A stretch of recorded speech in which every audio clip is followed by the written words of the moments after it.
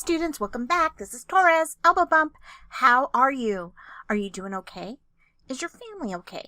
Remember, if you need anything, please send me an email so that I can try to help in some way. So lucky you get to hear my voice, but instead of a lecture, I will be showing you how to run descriptive statistics using Data Analysis Toolpak on Excel. Yay! Let's start by defining what descriptive statistics are.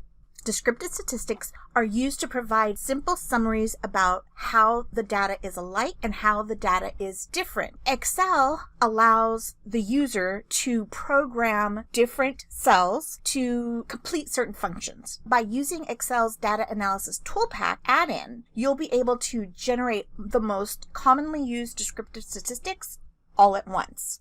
For this video, I will be using Microsoft Excel for Microsoft 365 MSO.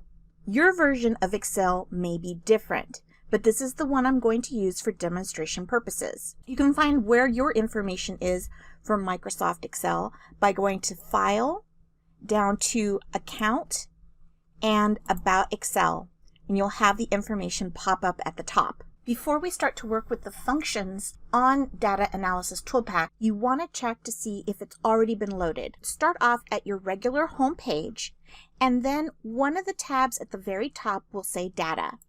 Click on Data. If you want to go all the way to the right, and you will see either an icon or something that says Data Analysis Toolpak. I don't have it installed on my version already. If you do not have the add-in, I will link the video that will show you how to add the add-in in the description box below. For those of you that don't already know, this wide part of Excel is called the ribbon. Here I have installed Data Analysis Toolpak because I can see on my data ribbon it is all the way over here on the right hand side, and it even has a little special section called Analysis.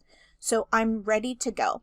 The first step is just to actually click on Data Analysis, and it will give me a box that has a whole bunch of different functions that I can have Excel do for me. I'm going to go ahead and click Descriptive Statistics and click OK. When the Descriptive Statistic window opens, it's going to have different sections that I need to put in information. We're going to start with the input. The input range is the computer asking, where is the data that you want me to use?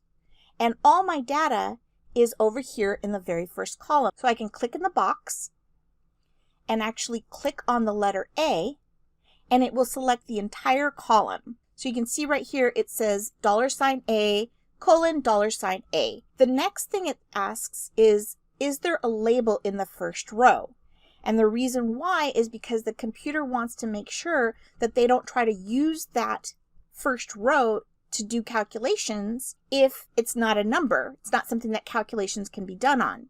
So I can go over here to my column and I can see that earned credits is in the very first row. So I need to tell the computer, yeah, just skip that row. You don't need that information.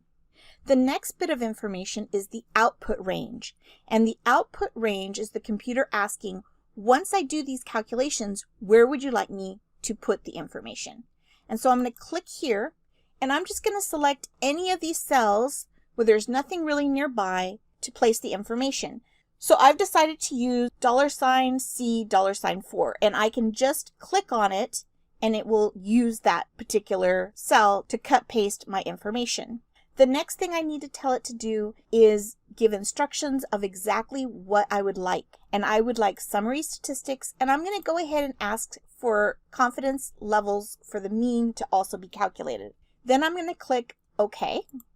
It will think for a second, and then it will pop this up. Sometimes the information is kind of cut off, so what I can do is a trick that if I place my cursor between two columns and double click, it will justify it perfectly. And here are my summary statistics. One thing to note, the summary statistics are not functions. So if you click in the cell, you're just going to have values.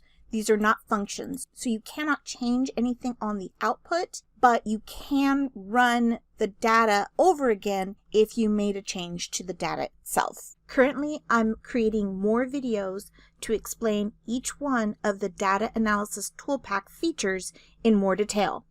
I hope you found this information useful and informative. So that's it for today. With that said, don't forget to check your emails, check Blackboard, do your homework, and subscribe to this channel. Even better, hit that notification bell so you know when there are new videos for this course. Okay?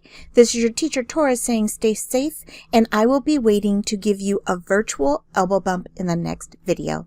Ciao!